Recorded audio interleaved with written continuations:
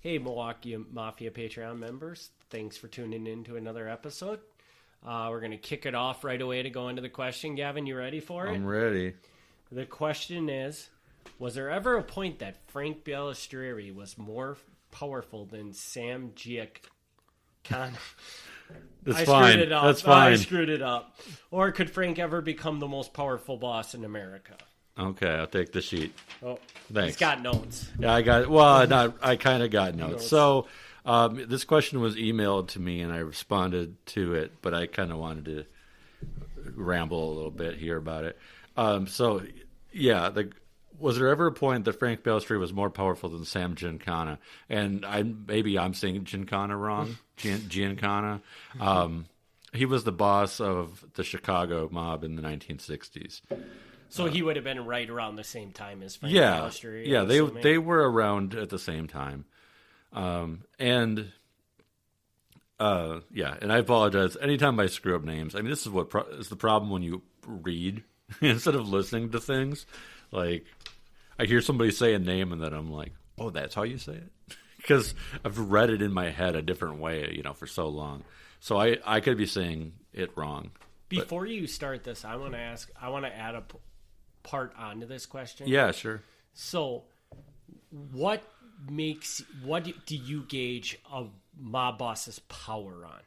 Okay. So, would it be that Frank Balistrieri had to have more financial backing than Sam Giancana, or how would you measure him being more powerful?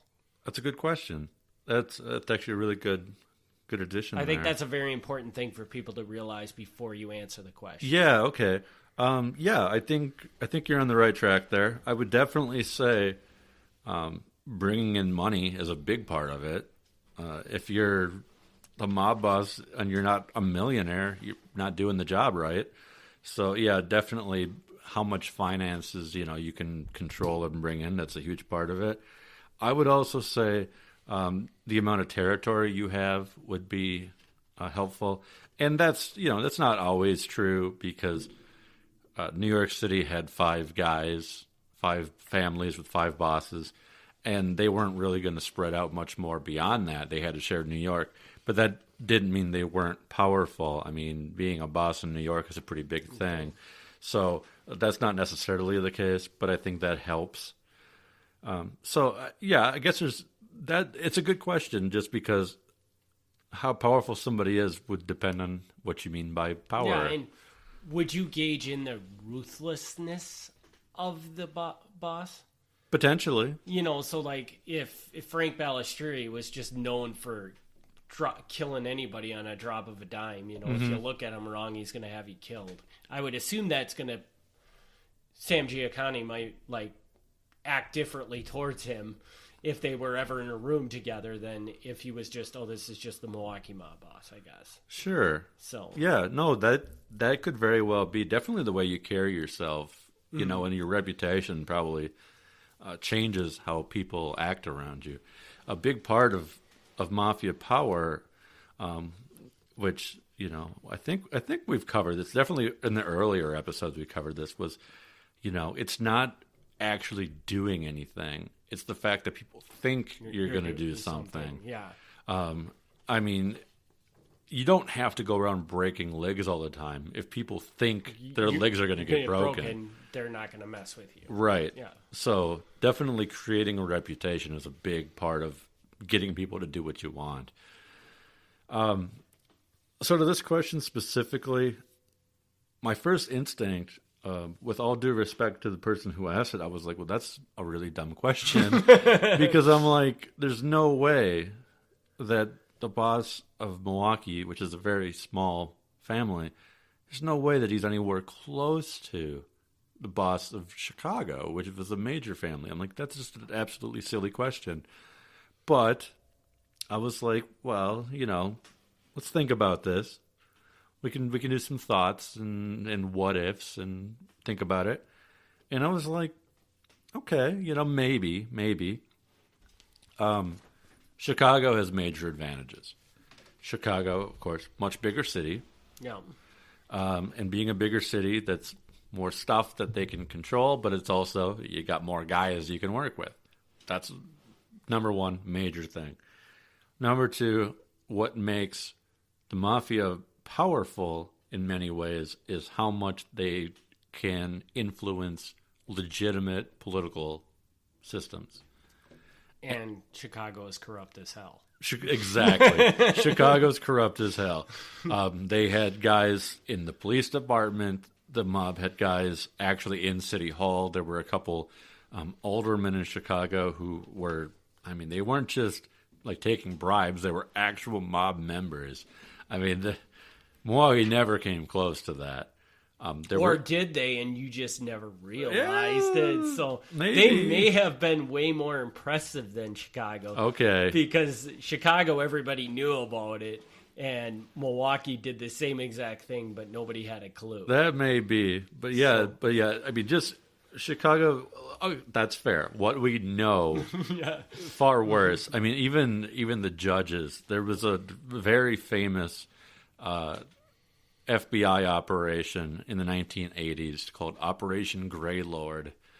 And what they did is they got some judges to basically work undercover.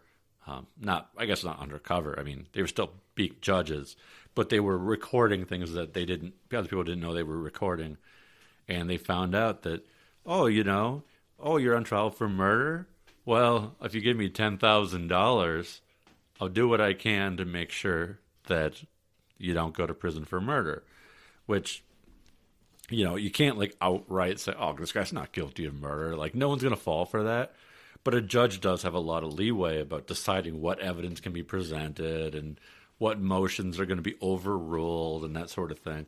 So he can do some subtle things that will really sway the outcome. And they caught guys who were doing that in Chicago. So I don't know of anything like that in Milwaukee. But, again, we're doing some what ifs. And I'm like, okay, there's some possibilities. I think that Milwaukee had a potential stronger hold on Teamster funds than Chicago. Chicago had a very good hold on Teamster funds. Not saying they didn't. And I'm sure we've discussed this before, but just teach me what Teamster funds are. Okay, so the Teamsters Union, which is like all the truck drivers in the country, they had different sections. The union was so big they had different sections. But in the Midwest, it was called the Central States. Okay. And they had the Central States Pension Fund. So, if you're a union member, part of your union dues you pay off of each paycheck went into this pension fund. And so the pension fund was just millions and millions of dollars that these guys are supposed to get when they retire. Mm-hmm. Well, the people overseeing the pension fund are like, well, we could put this money in a bank, and it could create interest, and then we could pay pensions out of it that way, which I assume is how most pensions are operated, put into some kind of savings bonds or whatever. But they were like, no, let's invest in some stuff. And in theory, that's a good idea, because if you invest in real estate or whatever and you make a good profit, you're helping out the people who are getting money from the fund. So it's not on its face, it's not a terrible idea. But the problem was so many of these guys running the fund were mob-connected guys that they were giving out loans for very questionable things. Mostly known today for what they were doing in Vegas. And so, Milwaukee got a $62 million loan to buy casinos in Vegas. There's no reason they should have got $62 million in loans. They had nothing to back that up. If you went into a bank and you asked for $62 million, they would laugh you out of the room. They would laugh you out of the room. Yeah, there's... I mean, not some people, yes, you could get that loan, but the kind of people who were asking for that loan had nothing to show for it. So Milwaukee did have that going for them. So they had control over some Vegas casinos, most notably the Stardust. So that was something that maybe Chicago didn't have as much, although Chicago was involved in the casinos, but I don't think they were as directly tied to certain aspects of it. And I think that Milwaukee, another thing they could have done, if they wanted to, they could have spread out more. They could have spread out because Chicago was Chicago, and Chicago's huge. And if you include the suburbs, it's really freaking huge. But I think Milwaukee could have worked outward. They had strong ties to Kansas City. They had strong ties to Rockford, stronger than Chicago did. They had strong ties. There were some small mafia families in San Jose and San Francisco. Very small, but they still did. And Milwaukee had ties to these families. So I'm thinking, okay, playing the what-if game. What if they kind of made these other families the same? If we had said, okay, we're all going to work together more closely, and we're going to branch out. Then Milwaukee's got some influence over Kansas City and California and Rockford. And California is like an untapped resource. The Mafia never really was super strong in California. So if they had pursued that, who knows? That could be huge. That could have been a lot bigger than Chicago even. Could have been. So I'm like, okay, could have happened. And it's hard to say. I mean, bottom line, I don't think that Milwaukee ever could be what Chicago was because they just don't have the numbers there. It's not possible. But like I say, you put in a few what ifs, and they probably could have been bigger than they were. They probably could have done something to spread out more, to be longer lasting, to be more insulated against law enforcement. So the short answer, I would say, is no. I mean, I don't think. There's no way that Frank Balistrieri was ever going to be the most powerful mob boss in America. That's probably impossible. But I think had there been some strategy involved, maybe, and this is all, hindsight and whatever, maybe there could have been more. Maybe he could have been bigger than he was. And I think he's bigger than he's usually given credit for. I mean, he's around here, I'm rather proud of talking him up. I like, that's kind of what I do. But he's not one of the big names. When you say famous mob boss, he's not the guy that you say. But I think he's bigger than people give him credit for. So I got things I want to add to this. Yeah, let's do it. So I think you're very much on the right track. Now, I think that let's just say that the Milwaukee Mafia had wanted to become this huge conglomerate. Maybe they did. Okay. But let's just say they did. I don't think they did, but let's say they did. Yeah. Let's just say they did. The number one thing I would say right away is to realize that they were in a smaller community, and that they needed to branch out, like you said. Yeah. And I would think even beyond going just to other because I think going to Kansas City or something like that's not going to take Milwaukee seriously because they're not very big. Yeah. They would much rather probably partner with one of the big boys like Chicago or New York. Mm-hmm. But if they were to start spreading out throughout the state of Wisconsin, so if they would have gotten Madison, and I think Rockford would have been a logical place to go right away too, because you said that their connections were closer. Yeah. And for all intents and purposes, I would assume Rockford and Madison were pretty tight. They were. Because they're so close together. Yeah. But then you start taking people from the Milwaukee Mafia and you spread them out to Green Bay and all these other somewhat large communities, and you start building out enterprises there. Mm-hmm. Now that I think it's going to get the attention of some of the, oh God, look at what they're doing up there. We want to be involved in that. And now some of these smaller communities, the Kansas cities, will be like, hey, Milwaukee, we want to work with you because we want to try to spread out the same way you did. Okay. And that is the only possible way I could ever see them becoming the biggest, I guess. in the world, but I don't think that would ever happen because I think a huge part of the reason why the Chicago Mafia, and you can tell me if you agree with this or not, and the New York Mafia are the big ones, is just because they're the Chicago and the New York Mafia.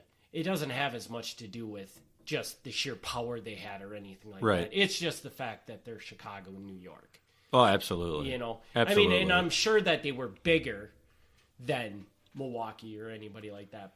But in the end, the Chicago and New York one are always going to have the big name because they're Chicago and New York. You're absolutely right. I mean, they're bigger because they're a bigger city and they've got more guys that they can have members of. But along with that, you get the bigger headlines and whatever else. Mm-hmm. Yeah. No, I think that's a good what if is going to Green Bay or other places. You could only do so much, but you could put a guy there, and that guy could slowly develop. A small mafia in that area. And be doing the same things you were doing down in Milwaukee. I agree. And after you keep doing that, and pretty soon you're going to become. You could have become just from the state of Wisconsin alone. You could become huge. Yeah. And and I didn't mention it, and it's not on my sheet here, but I think you're spot on, sir, with your mention of Madison, because they did have a group in Madison, but the group in Madison basically died out. Like by the 1960s, the group in Madison is a bunch of elderly old men, but Milwaukee could have worked with that. Yeah. Not the old men necessarily, but they could have got a group going. And Madison would have a lot of potential. I mean, the college kids alone, you get all sorts of, whatever you're involved in, gambling, prostitution, drugs, whatever it is, get the college kids, man. So there's that. And there is some of that. I mean, we'll get to that eventually. There is some of that going on, but it's very minor. But then even if you get like one or two politicians, that's something. And we do see that much later. And again, we'll it might be 5 years, but we'll get there. There was some bribery going on when dog tracks became legal. And some guys, I can't say their names, but some guys bribed people in state government. Even Governor Jim Doyle got in some trouble for this, trying to get like the dog track licenses and things like that. And eventually it kind of came out that some of these guys had some strong mob connections and probably should not be involved in running dog tracks. So there was potential there that, really getting the political influence is what you need. And I don't think Milwaukee pursued that very well. At least not that I'm aware of. Because a lot of what they did was just like, they got licenses for things that they shouldn't have probably got licenses for. But that's not strong political influence, really. That's rather minor. Mm-hmm. It helped them out, but it's not a big deal to call in a favor saying, hey, can you get me this license? And I think another important thing to mention with all this is that, and I don't think this is enough to like push Milwaukee over to being more powerful than New York or Chicago. Mm-hmm. But I do also think that there's a huge problem with the fact that there are literally hundreds, thousands of people researching the New York mob and the Chicago mob.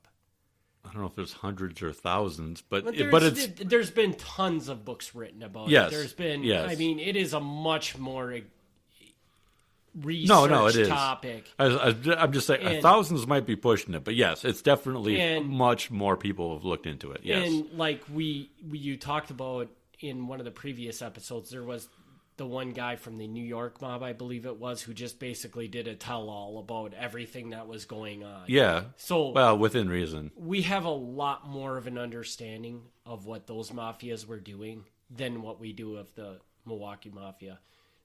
All you can do is look at police reports and things, right? And you're only one guy, and right. I'm sure there's thousands of police reports that you probably could look at that you just don't have time to, or Yeah, there's some of that, sure. So we might not have a true understanding of how powerful the Milwaukee Mafia was. Okay.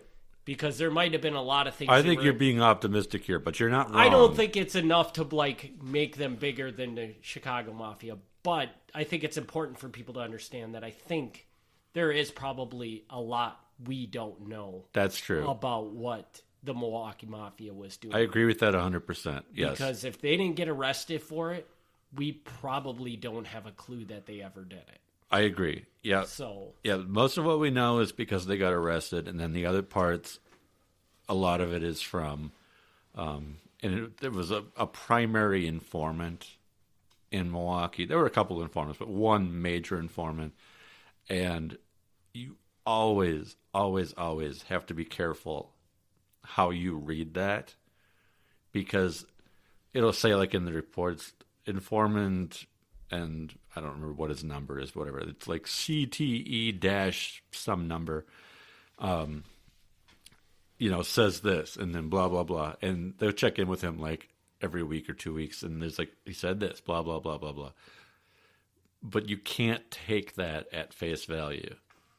How much is he downplaying what it is, or just leaving out huge pieces of the puzzle? It's not necessarily that he's lying, but he's going to say things that are in his favor. Right. So he's not going to incriminate himself, and he's going to say more about people he doesn't like. Exactly. So the story is skewed, even if you have somebody on the inside telling you the story, it's one point of view. Yeah. And whereas in Chicago, when they had informants, they might have had multiple informants. They did. So yeah. Now they're getting that story from 4 different sources, and they can put it together and kind of get a much better picture of what's actually happening than we could in Milwaukee. That's fair. So like I said, I don't think that's enough to ever push it to being greater than Chicago or what New York had going on. No, I don't think so either. But your point is valid. I mean, there's things that we're never going to know. Yeah. Because, not that I'm complaining, but I am more or less doing this by myself. Right. So if it's not a document that I discover, then it's not known. Mm-hmm. And I always hate saying that because it sounds like I'm like boasting or tooting my own horn or something, and that isn't my intent. I'll say it every single time. If somebody else wants it, take it. Yeah. But he'll email you all his files right now, and you can start digging through them, because I'm sure you would love to have somebody to bounce ideas off of and be like, "Hey, did you see this in this report?" Or yeah, but people aren't doing it, so it's. That's kind of how it is. Like, there's whatever I haven't put out there yet, it isn't really widely known. Mm-hmm. I guess that sounds so weird to say, but I guess it's true. So yeah, I mean, for all we know, we don't know that much happened while John Aliota was the mob boss. Right. That could have been the most powerful time of the Mafia in Milwaukee for all we know, and we just don't know what he was doing. Right. Well, yeah, and the problem there is that's before the FBI came around. So once the FBI comes around, we get a lot of reports. I mean, again, it's like you're saying, it's not 100%. Absolutely not 100%. But it's a lot more thorough because they're checking in with their guys constantly. Mm-hmm. In the 1950s, they didn't have that. So if we had them checking in with a guy every week or 2 weeks, it would be so amazing compared to what we know right now. Yeah. Even if it was one-sided, it would still be so much more. Yeah. So I guess that's my input from the guy that doesn't know anything about any of this stuff. No, I think you've reached a point where you know some stuff, because that's your questions are very good and your observations are really, really astute. So, and you covered you were were under the assumption that there was really nothing Frank Balistrieri could have ever done to be the biggest boss. Right, yeah. I mean, bottom line, I don't think it's possible. But it is an interesting thought experiment to be like, what could he have done to try? But yeah, bottom line, you're in Milwaukee. I mean, what are you going to do? You have to gain control of one of the big. Yeah. He would have had to gain control of Chicago. More or less, and, yeah. And how he would have done that, I have no idea. Yeah. You know what I mean, before they had influence in Vegas, I mean, he's essentially a guy in Milwaukee who has a bunch of bookies. Sometimes he'll order somebody killed or something.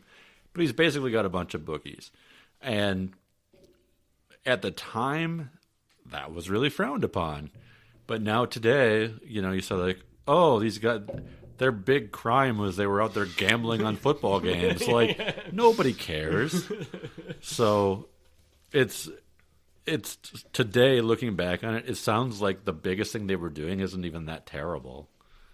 Yeah, So, and I guess if there was one thing that Frank Balistrieri himself could have done to propel himself to one of the biggest in the world, is he would have had to get on the really, really good side of Al Capone, and when Al Capone stepped down or something, that's a little before his time. Or I'm sorry, but yeah, you're right. So the Sam Giancana or whatever guy, he would have had to step into been able to get on his right side, and then when he retired, step into his place, and then maybe he could have controlled Milwaukee and Chicago. Yeah, I mean, Al Capone was around when Frank Balistrieri was like 10 or 12 years old. So that was a brain fart. I'm sorry. No, that's what. No. I mean, I just always think of your point is right, but it's funny because he would have been like, "Hey, can I come and play with you guys?" But I think that would have been the only way he could have gained control of everything. Yeah, and I think that's highly unlikely because he's all Sam Giancana, or I'm probably murdering his name, but I think we both are. he would have had a lot of people underneath him. That yes. In no situation would he probably ever choose somebody from Milwaukee over somebody. Right. Oh, yeah. So Chicago, I mean, I don't want to go off on tangent too much here because this is not the Chicago podcast, but the way Chicago is set up, they have different crews. They're called crews, and they've got like the north side, the west side, the south side, Chinatown, Grand Avenue. And each one of these crews is almost as big as Milwaukee. I mean, the crews are almost their own mafia group, because that's just how big Chicago is. Right. So yeah, I mean, Chicago, it's probably not 10 times as big, but it's pretty big. And you said that Al Capone was the one that brought all of Chicago together into kind of one family. That's what they say. So yeah, does it continue? So like, is Sam Giancana, is he all controlling all of Chicago? Yeah. Okay. Just curious. Yeah, I mean, I can explain that if you want, but that's kind of way off the top. Yeah. And our episode is getting pretty long on this one. Okay. So we should probably wrap it up. All right. Well, then some other time we'll explain how Chicago works. Yeah. Maybe we should just come out with a Chicago podcast. No. Hey, it would be a big hit, but no, I don't want to do that. We'd have to get a Chicago expert in on this. Yeah, we'd have to change our accent too. You'd have to replace me with some guy with a really bad Illinois accent. Yeah. I don't know what that sounds like, but you know what that sounds like. No, I don't. Like the Bears guys. So like Mike Ditka accent. All right, we're ending this. Okay. This is officially done. Okay. All right. We will be back in 2 weeks, and we will not talk about the Chicago Bears and Mike Ditka on the next Patreon. We promise. Okay. I mean, I can't promise that, but fair enough. Thanks, everybody, for tuning in, and we'll see you in 2 weeks. All right. Bye. Hey there, Milwaukee Mafia listeners. Thanks for tuning into the bonus episode from our Patreon archive. If you want to hear the latest and greatest content, head over to Patreon.com/Milwaukee Mafia to join the Patreon today. Catch you on the other side.